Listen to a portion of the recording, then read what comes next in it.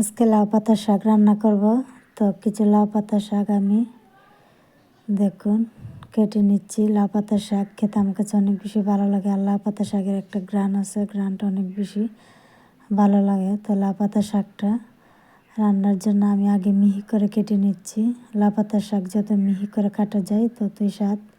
তো দেখুন শাক কাটা হয়ে গেছে, এখন আমি ধুয়ে নিচ্ছি বেশি করে পানি দিয়ে বোলের মধ্যে ভালোভাবে। তো 2-3 বার করে শাকটা আমি ভালোভাবে ধুয়ে তারপর কষলিয়ে উঠিয়ে নিব। তো দেখুন শাকটাকে আমি পানি ঝরিয়ে ঝরিয়ে উঠিয়ে নিচ্ছি ছাঁকনিতে। আর শাক ধোয়া শেষ, এখন রান্নার জন্য পেঁয়াজ কুচি, রসুন কুচি তেলের মধ্যে দিয়ে নাড়াচাড়া করে নিচ্ছি। তো রসুন পেঁয়াজ ভাজা হয়ে গেছে, এখন শাকটা দিয়ে দিলাম। শাকটা দিয়ে আবার নাড়াচাড়া করে নিচ্ছি।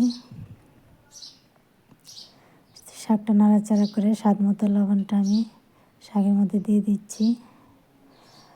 আর শাকে পানি টানলে শাকটা খেতে ভালো লাগবে, এজন্য পানি যতক্ষণ না শাকের পানিটা শুকাবে ততক্ষণ আমি নাড়াচাড়া করে নিচ্ছি। তো কিছুক্ষণ পর পর এভাবে নাড়াচাড়া করে শাকের পানি শুকানো অবধি শাকটাকে আমি রান্না করে নিচ্ছি। তো দেখুন শাকটা একদম ঝরঝরা হয়ে গেছে, চুলা থেকে নামিয়ে নেব। তো শাকটা হয়ে গেছে, আর এদিকে ভাত প্লেটে নিয়ে দাঁড়িয়ে আছে আমার ছেলে। তো দিয়ে দিলাম কিছুটা শাক ছেলেকে। তো আজকে লাউ পাতা শাক রান্নাটা কেমন হয়েছে অবশ্যই কমেন্টে জানাবেন। তো আজকে পর্যন্তই, সবাই ভালো থাকবেন।